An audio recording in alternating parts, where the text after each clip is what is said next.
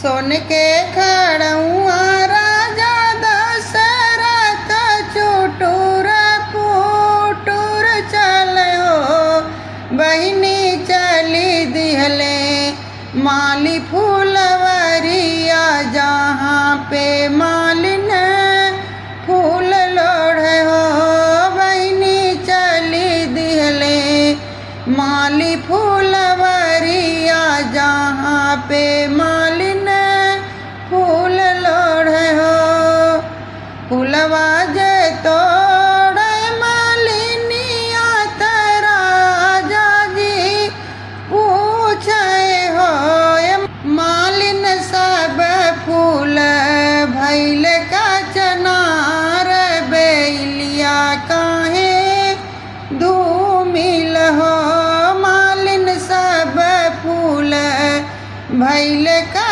चनार बेलिया काहे धूमिल हो बोलिया तो तू ही राजा बोला बोलऊ नहीं जाना हो राजा सब गुण आगर रनिया कवन गुण बाधिन हो राजा सब गुण आगर रनिया कवन गुण बाधिन हो इतनी बचन सुनी राजा मनवा दुखित भय हो राजा घोड़े पीठी भैल सवार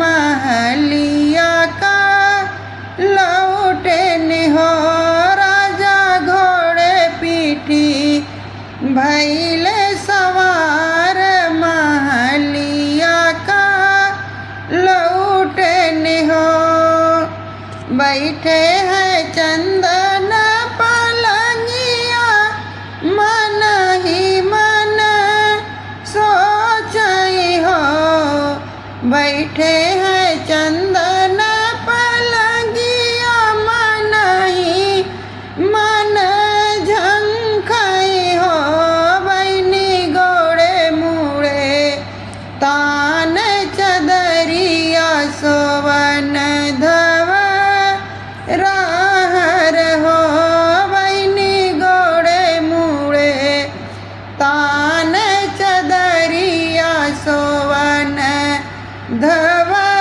राहर हो बैठी जगाव कौशल्या रानिया उरा सुमित्रा रानिया उरा के रानी हो राजा उठो ना करो दतुइनिया खरैया तोहरे होई है हो राजा उठो ना करो दतुइनिया खरैया तोहरे होई है हो खरैया तोहरे होई है हो स्वामी उठो ना करो दतुइनिया खरैया तोहरे होई है हो कैसे के करी रानी दतुइनिया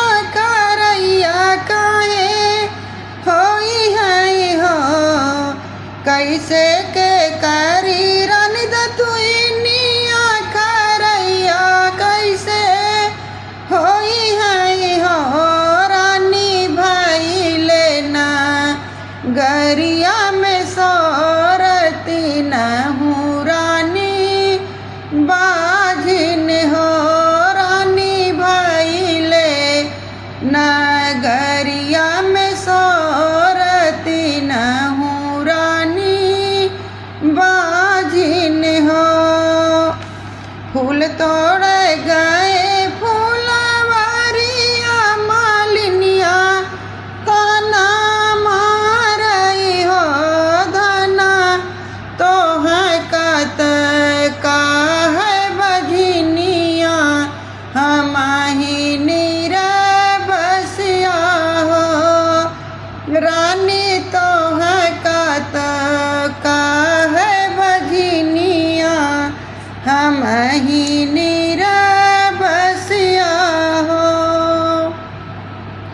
मोरे पीछा वरवा बिकदार भैया बात हमरी मानऊ हो।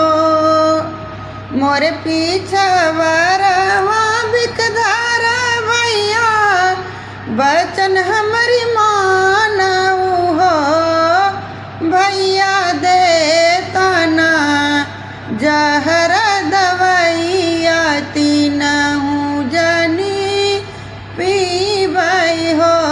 भैया दे तना जहर दवैया तीनहु जनी पीबई हो। रगरी के पीस कौशल्या रानी और सुमित्रा रानी हो। रगरी के पीस कौशल्या रानी और सुमित्रा रानी हो। बहनी सिल दोई पिय कके तीनऊ जनी गर्भ से हो।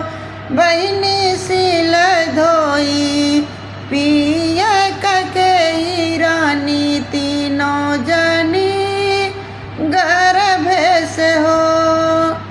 कौशल्या के जन्म श्री राम सुमित्रा के लक्ष्मण हो।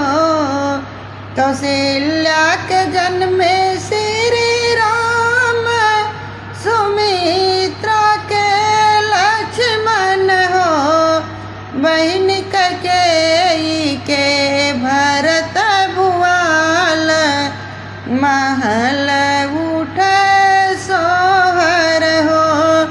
बहन ककेई के भरत भुआल महल